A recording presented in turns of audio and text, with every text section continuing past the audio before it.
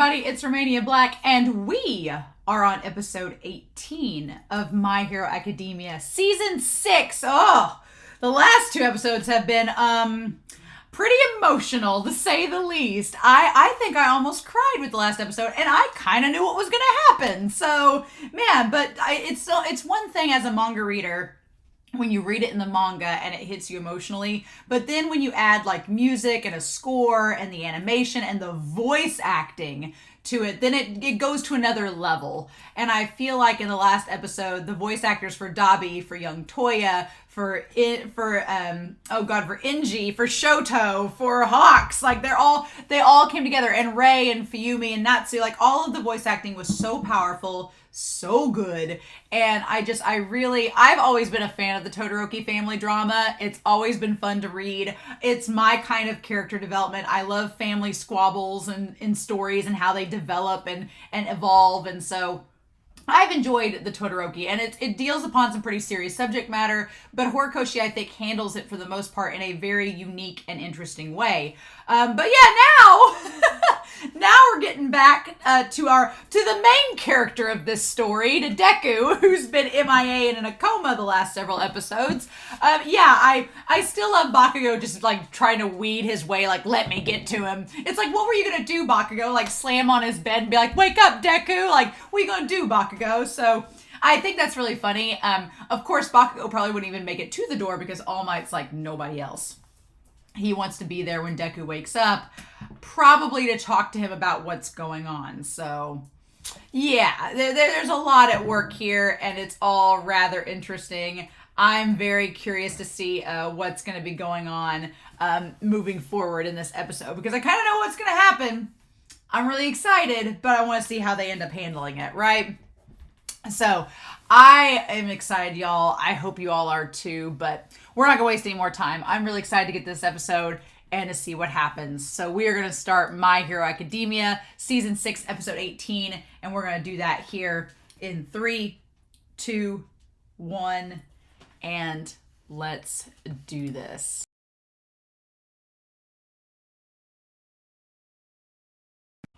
Well... lots of spoiler stuff to talk about, lots of things, but this is just a good episode with some fun stuff to finally dive into. I getting to this episode, I forget that there's probably a lot in this episode that anime only people are like, wait, what? That if you've been reading the manga, you've known this for a long time. But if you're anime only, you're probably looking at this going, oh, well, that's something. So I am glad that we get focused on Deku for this whole episode, seeing the inner workings of All for One and One for All, kind of, and seeing that the stage is being set. As this episode said, it is for the final arc, supposedly. I will say this is not a manga spoiler or anything like that, but whenever a mangaka says the final arc, one, I'm very glad they go ahead and say that, because as y'all, if you've been watching my other series, especially manga that I've read, one thing that I don't want to know about until it happens is like if a series is ending. Like, I've been spoiled when a series was ending, and I've had some people like start to kind of spoil about a series ending, and I'm like, oh no, don't tell me. Let me find out on my own, that I can grieve my own way. Don't just throw it at me. But so I like when mangaka decide to say, oh, this is the final arc. It's happening with My Hero Academia. It's happening with One Piece right now. It's happening with another series as well. Haikyuu, when it was running, it was happening there. Where the mangaka just comes out and says, hey, this is the final arc. I'm going to get to it. It's kind of like a way to prep the readers, saying, just so you know, we're about to start the final chapters of this story. And I like that, because I don't like when mangaka just spring it on you and you're like, I wasn't prepared. But this way, because as you all know, this episode ended saying the final arc has started. That chapter came out over a year ago, and we're still on the final arc. So, you know, it's in the back of your head as a reader. You know that we're entering the final act of a story, but it may take a while. Like, One Piece has been on its final arc for like over 2 years now almost. And I'm like, okay, Oda, in another decade, you'll be done. I honestly think One Piece will end in like 5 years. And I think it will end within 5 years, but it's not ending like anytime soon. Oda has way too much story to go off of, but that's One Piece. We'll talk about that in another video. But in this case, It is nice because this episode ends with setting the stage of the final confrontation. And the idea is that Shigaraki is a problem. He is being slated to take over All for One, and possibly for All for One to try to take him over. And so that's being put out there.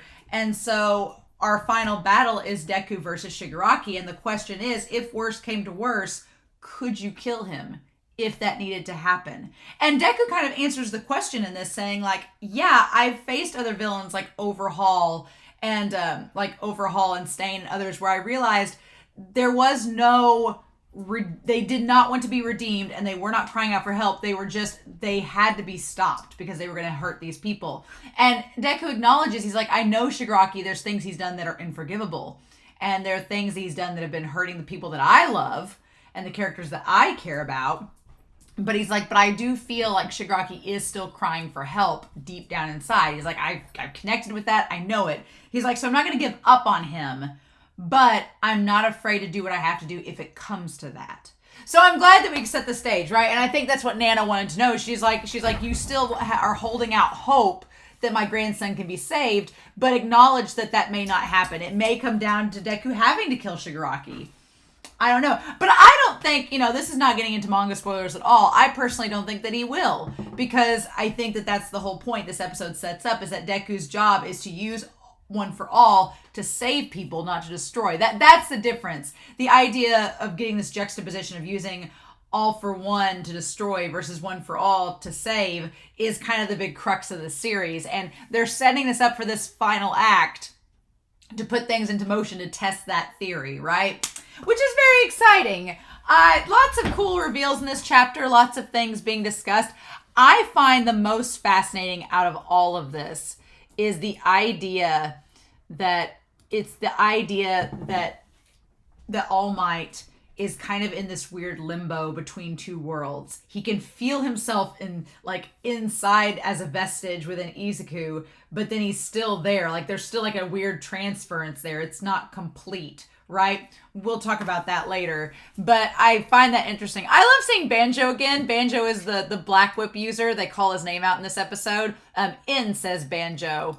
And I like Banjo a lot. He's a lot of fun. He's a fun character. He's real cute. And I say by cute, I mean he's just like so full of happy. He's like, don't worry, we're not going to invade your private life. You get with a girl we'll never know.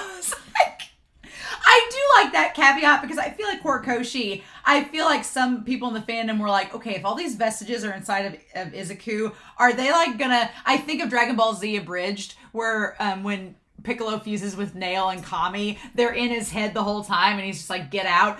I feel like Horikoshi had to put that line in there to address and be like, no, if Izuku ever got with someone, they wouldn't know. They would give him that space. They'd zone out and go back to their own little vestige part of the brain where it's not privy to anything else happening. Good to know, right? Because I doubt Deku's like, I want to make out with someone without worrying about In watching. I do like In's design a lot. The red coat reminds me of Alucard with the black hair. It's cool. The voice actors are fun for this. I feel like I like that they're all distinct. Seeing this in black and white in the manga and now seeing it in color. Seeing that the one guy with his back turns has like orangish red hair and the other guy has baby blue hair.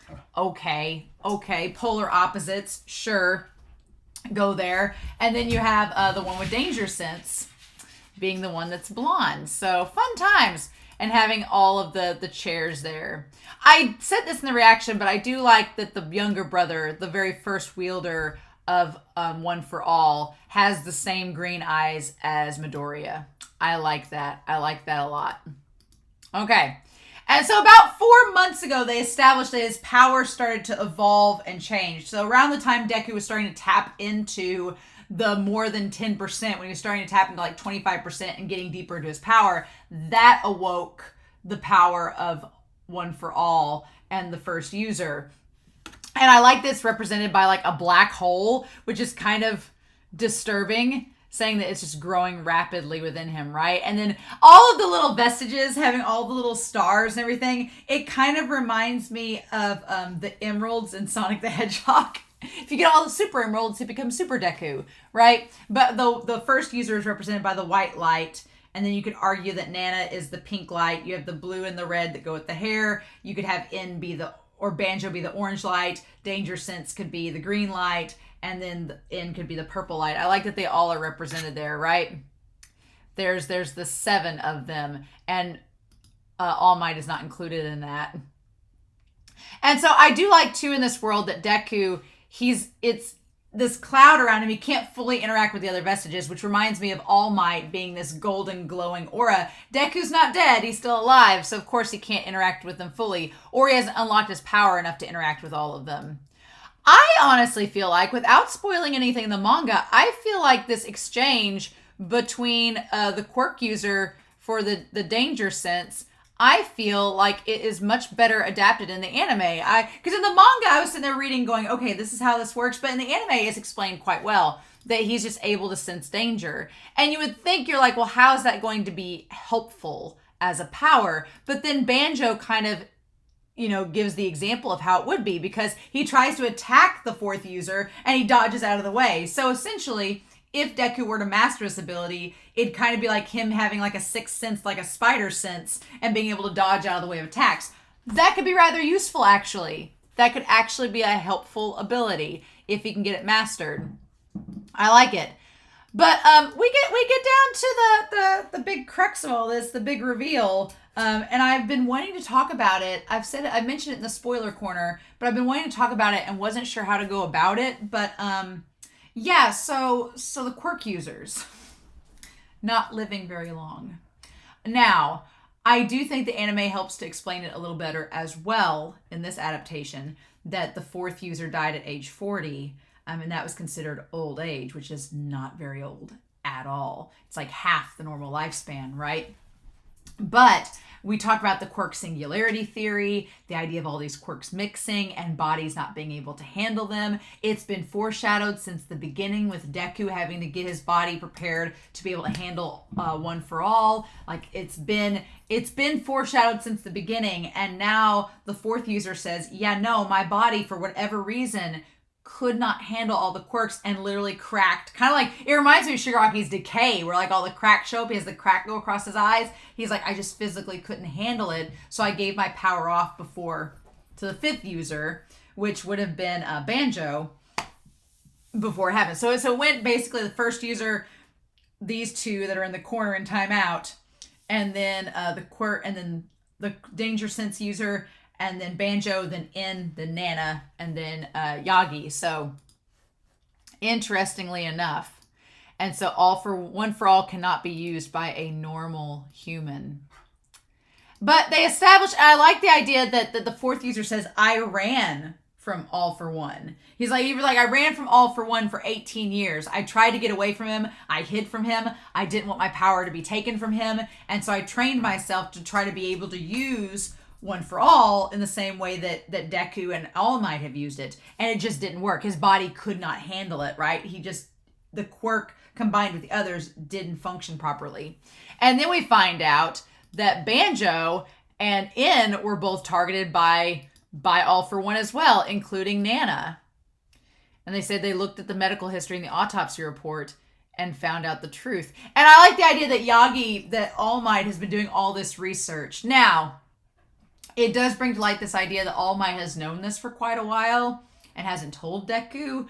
I kind of get why All Might didn't tell him, because All Might's like, one, telling your protege that you gave this power to, that it might kill him.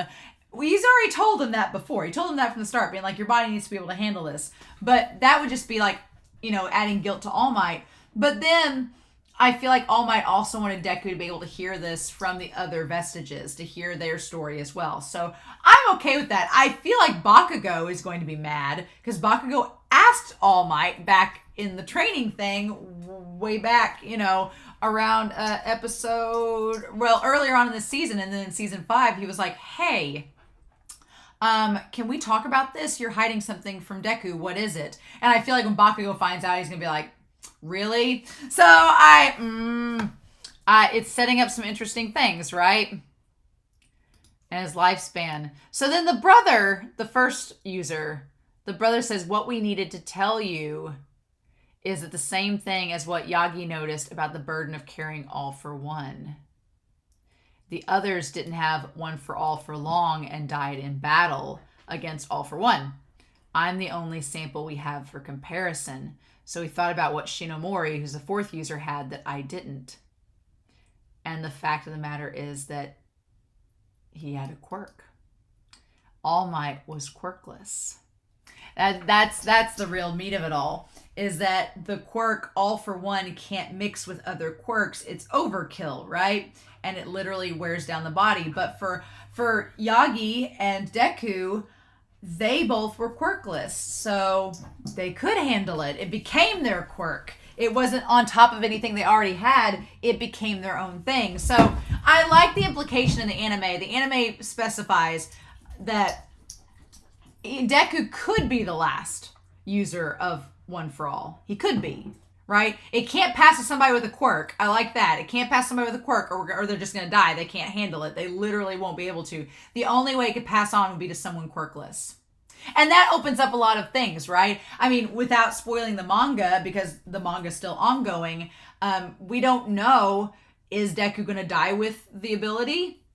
Don't know. Is he going to be able to pass it on to someone? We don't know. Is he going to choose not to pass it on to someone? We don't know. That there's a lot of ways that Horikoshi could make the story go, depending on what he wants the ending to look like. But I like that at this point, it is ambiguous enough that we don't know exactly how the story will end, but it has established a few ground rules, and one of them being it cannot go to somebody who already has a quirk. It won't work. And so I do like that. And of course, Deku's thinking, oh, well, I could be the last user of it. Could be. So that is left up in the air for us, the audience, to think about. I love the visual representation of All Might with the goblet. The goblet is the sturdy crystal one, and all the other goblets are cracked, right? I love it. I love it. That All Might was the only exception. Yeah, it overflowed and warped because the others couldn't fully accept the ability. But Yagi was able to hold on to All for One for over 40 years, or One for All, because his vessel was empty. One for All fit into it and became his true quirk. Yep, and by some twist of fate, he passed it on to you, who was also quirkless, right? Now that the predecessor's quirks are appearing, you can't pass it on to a normal person anymore. And the thing about it is, it's established, is Deku may not be able to pass it on to anybody, because they point out that, you know, quirks are the norm. So finding someone quirkless is kind of a rare thing anymore. So what do we do, right? What do we do? It would almost be interesting if All for One to try to take everyone's quirks. If All for One tried to take the quirks from every single quirk user, and then everyone was quirkless, and then All for One passed with that, and then wasn't able to pass it on or give the quirks back. I don't know. That could be interesting. I don't know how this story will end, but it would be kind of interesting if somehow All for One tried to take everyone's quirks for himself somehow, and then he died without giving them back to anyone, and then Deku chose not to give All for One or One for All to anyone else. He chose to die with the ability so that the rest of the world there be no more quirks. I don't know. Now, obviously, if people had babies and they had quirks before, then those babies could have quirks. So it's kind of, you know, maybe defeats the purpose. Maybe it doesn't work that way, but interesting. And then Nana asks if Deku can kill Shigaraki. And the thing about it is that the sad thing is that the brother laments. He's like, if we could talk to the other vestiges before now, we might have been able to prevent a lot of the harm, such as like Night Eye's death. But I think everything works fine, and it all ended up being, it all happened for a reason, right? And so at this point, we talk about Shigaraki. And Nana says that this isn't a matter of whether or not you can fight him. It's a matter of resolve. Could you kill him if you have to? And she says, we saw your emotions and that you saw Shigaraki's face and thought he was crying out for help. And Banjo says, we didn't see that. They're like, from our perspective, we saw this guy looking at us with all this hatred in his eyes, not wanting to be saved, but wanting to destroy. He's like, we didn't quite see what you saw, so we just want to verify, like, what's your contingency plan for Shigaraki? Like, are you going to let him live? Are you going to try to save him? Are you going to kill him? Like, how's this going to go? even under those conditions, the eyes didn't hold anything but hatred.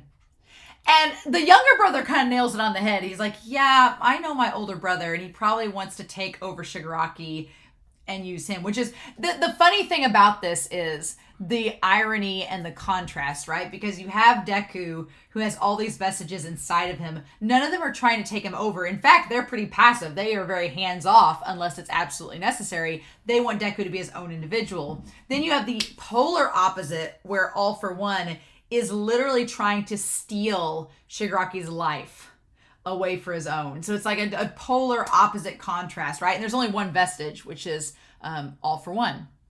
So yeah, crazy. And then Banjo says that he's been trying to get One For All for years, and that he fought Banjo as well as In, trying to get that ability. Okay. And so Deku says, you know, I know what you're thinking. And he's like, and I know Shigaraki's done some horrible things. And Nana's like, yeah, if he gets to the point where there's no return, I love the idea of this like poison moth as the visual. She's like, if he becomes a true monster that just has nothing redeemable left in him, she's like, can you kill him or not? And Deku's like, yeah, I get that he's done these awful things.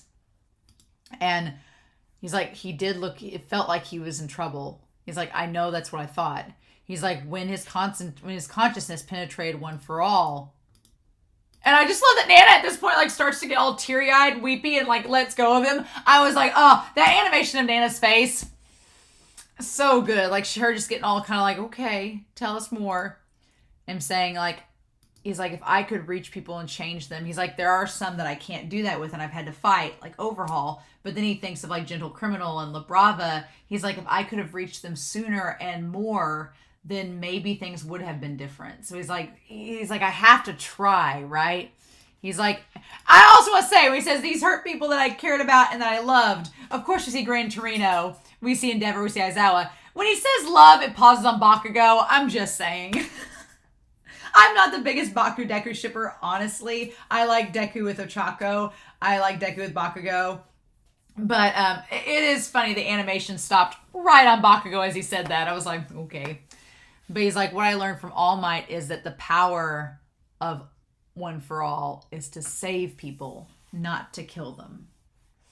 And just the little vestige of All Might crying is so cute. Like, I forgot that was a thing that happened in this. Oh, and the brother is like, no, this is why we chose you, because you have the right mentality about this. But man, he's like, risking my life and everything, it's come to have another meaning. And just, poor All Might, he's like, it might be the only way to stop him is to kill him. It might get to that point. He's like, I like that Deku acknowledges, he's like, yes, if it comes down to it and I've got to kill Shigaraki and there's no other way, then I'll do it.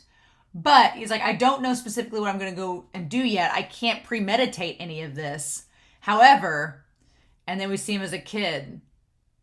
I want to save that kid. And he becomes a little boy, right? He becomes a little version of himself. Like deep down in his heart, he's just a kid wanting to save another kid. And then we see him go and see Shigaraki in his mind, and it's him holding the corgi. I'm like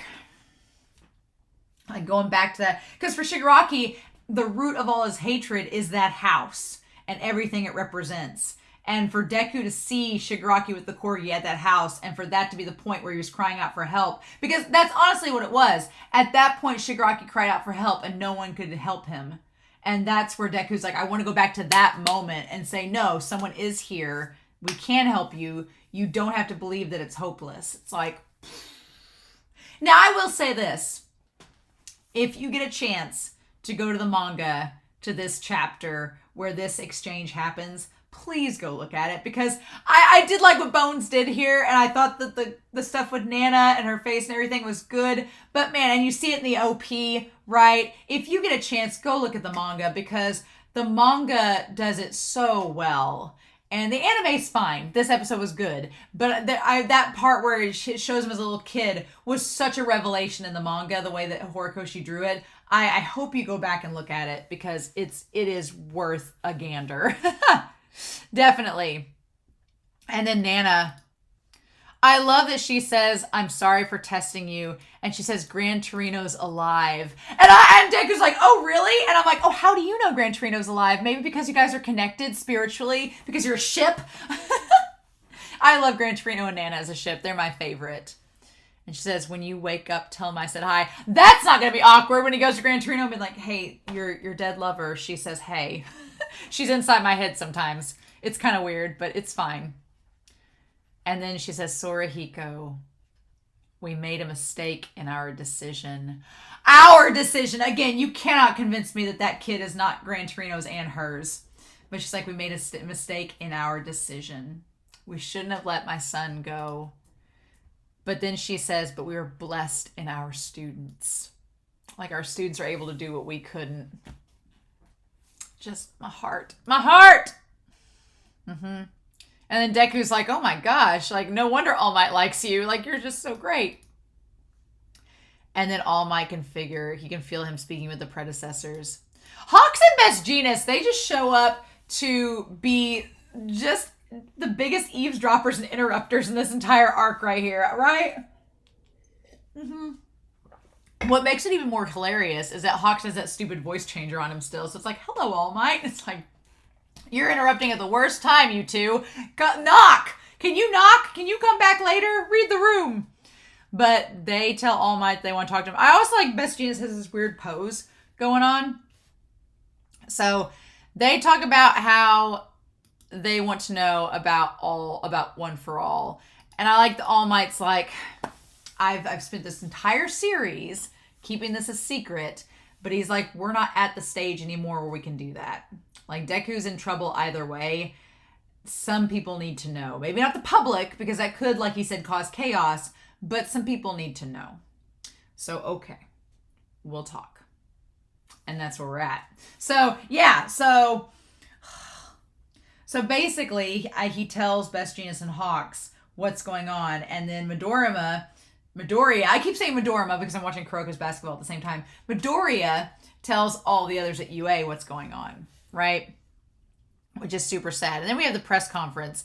And the thing about the press conference that they talk about the public is the public with Hero Society, they are still a bunch of jerks. They are being like, these heroes are putting their lives on the line to protect the people of the Hero Society, and they're calling them out. But I like this press conference establishes that what's really under the surface is that the public wants the heroes to tell them it's going to be okay.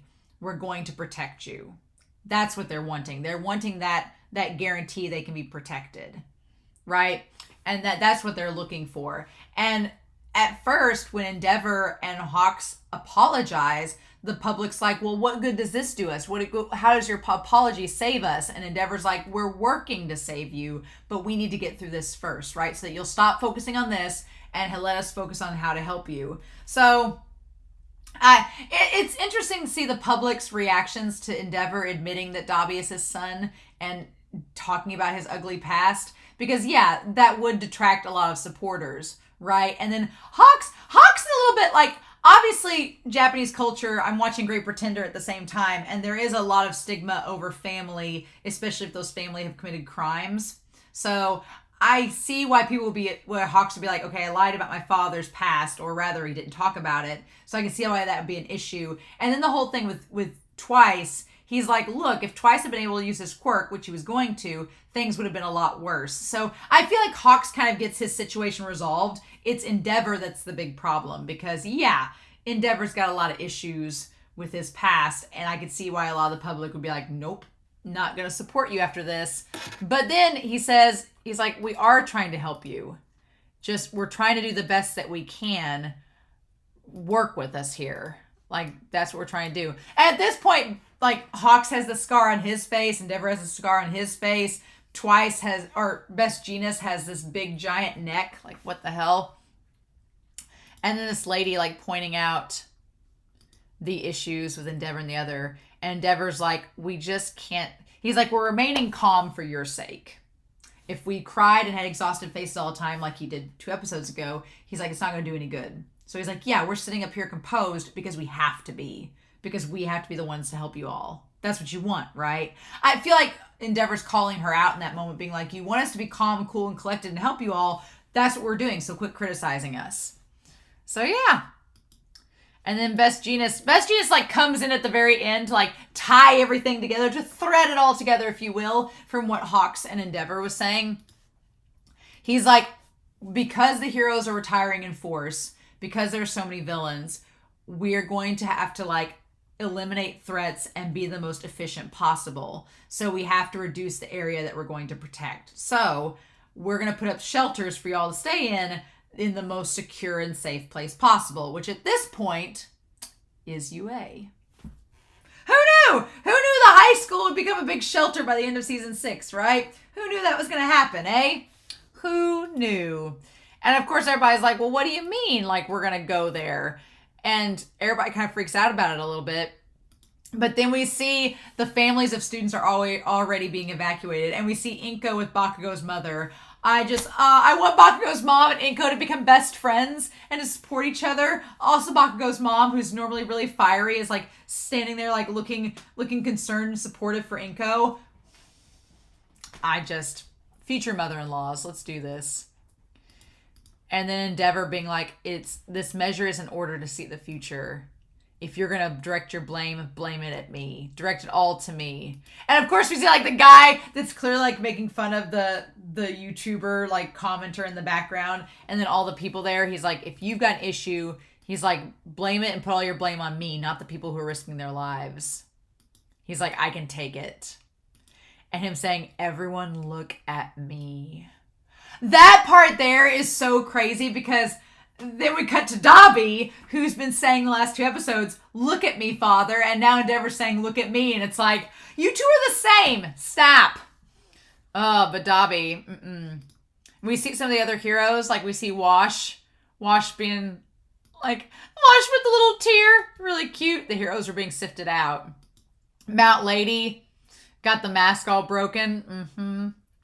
And we see, like, we cut right after her to Mirko. Mirko's, like, getting her arm ready. She looks like she's been MMA fighting for, like, the last 3 weeks. Like, trying to prep her. I love Mirko. She's so badass. And then Kamui Woods. Kamui Woods with a little fro of leaves. So cute. I ship Kamui Woods and Mount Lady so hard. That's so cute. The little tree. And then Aizawa being like, those who are still standing up. And it cuts to Aizawa. I love that because, yeah, even with one leg gone, he's still standing for his students because he's a badass. And then we cut to Dobby, who's like, haven't you had enough? And that shot of Dobby with his father in front of him burning on the TV, I'm going to get a picture of that. That's a pretty good shot right there. That's just, the symbolism, y'all. The symbolism. But then, yeah, Mineta and the others finding out they have these letters from Midoriya saying he's leaving. And the poor Froppy, she's like, Deku. And then we cut to Ochako, where he says that he explains where he received the power from, that Shigaraki and All For One are after him, and that he has to go. That he can't go into the hero course anymore. And Ochako saying, you idiot. If the heroes are those who don't balk at taking the hard path, then when they're suffering, who? And I feel like it's left off there, but it's like who helps them when they're helping everyone else, right? Because that's kind of the case with Endeavor and Hawks and everybody. Like they're taking the brunt of everything to save the others, but who's watching over them? Right. And I feel like with Endeavor, he has his family right now because they've all resolved to take care of Dobby. And with Hawks, it's kind of Best Jeanist watching over him, and then he watches over Best Jeanist. But with Deku, what do we do? Because we see Deku's kind of like seemingly gone on his own. Seemingly gone on his own. And then he sees, and again, he says, oh, a huge villain. And that's such a parallel back to episode 1 of season 1, right? Where a big villain appeared and Deku was like, oh, a big villain. And now he's resolved being like, oh, a villain.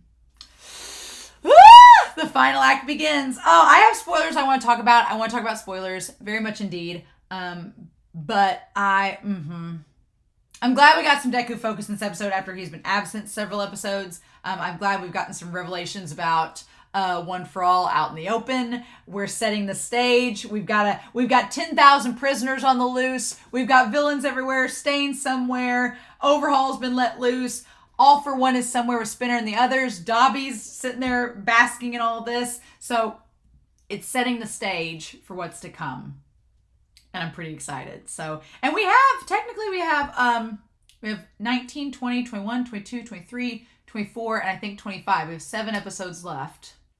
7 episodes left of season 6. We're entering the final act, obviously, right? So that's exciting. That's exciting indeed. About to enter the final act of this season, and I'm curious where they're going to leave off at. So with that being said, I do have some spoilers I want to talk about. But before we get into that, I hope y'all have a wonderful week. I hope you enjoyed the reaction discussion. If you're sticking around for Spoiler Corner, it's going to be in just a second. But if not, I hope y'all stay safe, take care, and I'll be back next week with the next episode of My Hero Academia.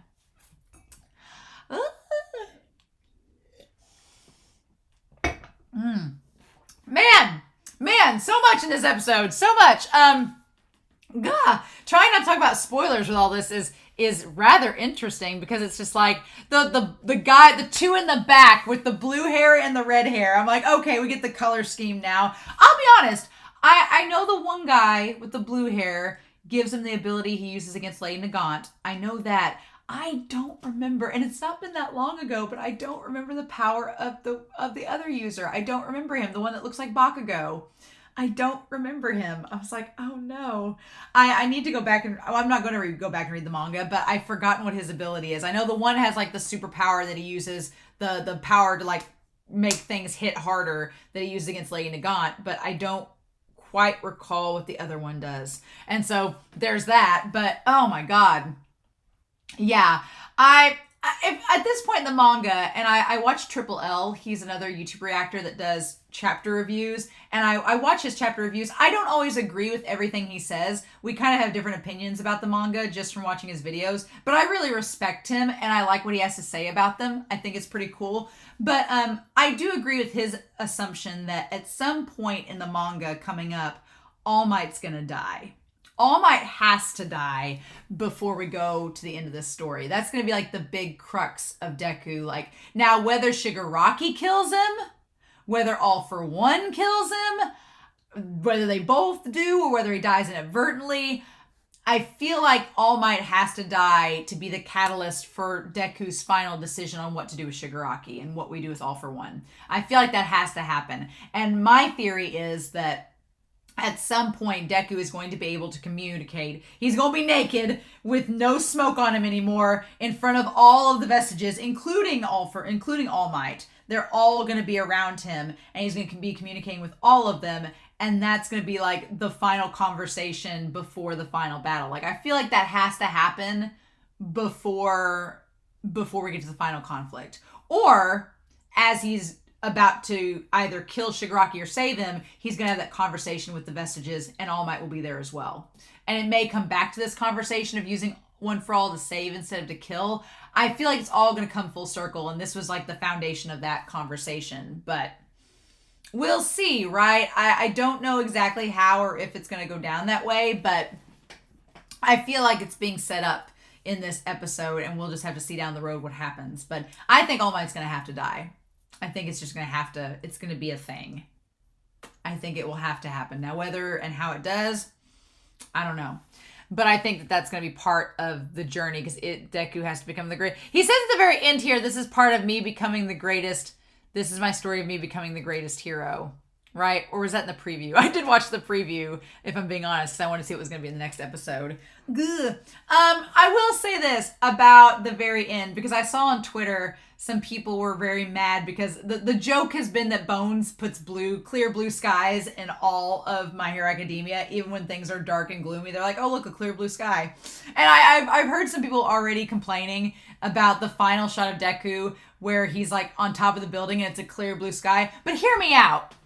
If you go back to the manga, they said that this happens in April. In April, Deku left UA Academy, and there's the cherry blossom trees. Well, in the cherry blossoms, it's spring. So if you go back to the actual manga spread, it's not doom and gloom. It does look like a sunny day in the spring when Deku left. Now, based on the preview looks like it's a little more sunny day-ish, when in the manga, in the manga part of what's going to happen next episode, it is very doom and gloom and dark and despairing. I will give it that. So I don't think Bones is going to go all the way there, which is a shame. Again, the manga is just so good. Horikoshi is beautiful in his designs, but I do really, really appreciate that Horikoshi is delving into our main character having like a dark arc. And so I'm going to be excited to see how many episodes that's going to last. I honestly don't know where they're going to end this season. Because like I said, we have 7 episodes left. I feel like the stuff with Deku and Ochako and all them would only take up maybe like 4 or 5 episodes at the most. So I'm like, are we getting Stars and Stripes this episode? I'm not going to reread the manga because I want to be surprised and see how far we get. But I'm rather curious. Maybe they're going to introduce Stars and Stripes in the last episode and leave it there. I don't know. I'm rather curious to know. Or maybe they're just going to leave it off and maybe we're going to get to the final arc right before Shigaraki and then go on the attack. I don't know. I am curious where they're going to end it.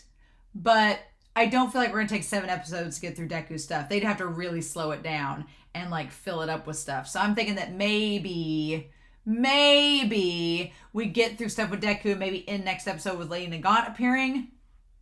And maybe have an episode with Lady Nagant after that. I don't know. I'm rather curious.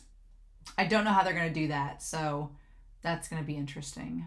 So yeah, I'm curious to know though. I am, if I'm being totally honest, I think my biggest fear is a lot of people overhype the Vigilante Deku arc. If I'm being honest, it's not my favorite part of this portion of the manga. The Vigilante Dark Deku it's angsty and fine. I like the ending of it better. I think the ending of it's fun. We could actually end this season revealing the traitors. We could actually do that. That would be interesting if we revealed the traitors this season, which I was looking for it in when Deku passes the letters around. We see Invisible Girl with one of the letters. We don't see Ayama with one of them, which I'm like, ah! So that part's fascinating that he's not included. I don't think he's included. I want to go back and look at that.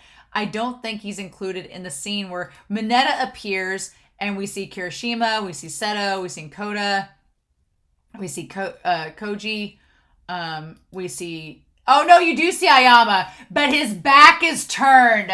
Oh, fun. Like, Invisible Girl is invisible, so we can't see her reaction.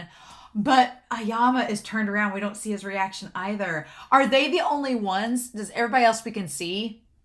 Can we see everybody else's? I feel like maybe we can. Yep, we see all of them. We don't see Invisible Girl. We see everybody else. The only ones we don't see reactions to from UA's class, we don't see reactions from Ayama, from Invisible Girl. Those two make sense. And we don't see the reaction from Bakugo because they're going to build that shit up. And I'm really excited. Again, Dark Deku is I think the best thing I liked about Dark Deku is that Horikoshi pays homage to the mangaka of Berserk because it was around the time he passed away that he drew Deku in that style of guts. That's like the best part of it for me. But the ending with Ochako, I do like that bit a lot. So I'm excited for us to get to that point. And I like Ochako here where she's just like, you idiot. Like, I like that Ochako's like, why would you run off and leave us behind? You should know better. I like that part. So I'm ready to see Ochako's voice actress and her character get a chance to shine. And I'm excited to see Bakugo in this moment. That's going to be great. And Mineta and the others. The ending of this Dark Deku arc, I love. But the Dark Deku part itself, it's kind of like, okay, our protagonist is going through his angsty period. Okay, Ichigo did that in Bleach. I don't remember enough about Naruto to know if he did. Luffy went through it for like 1 chapter. Because that's One Piece. But yeah, I am excited to see. So lots of stuff set up. I'm excited because at this point in the manga, I don't remember all the little intricacies. So seeing it for the first time in the anime, again, adapted, is going to be a lot of fun. So with that being said, I hope you all have a wonderful week. Please stay safe. Take care. And yeah, I'm done rambling, but I'm excited for next week for episode 19 of My Hero Academia Season 6. Bye.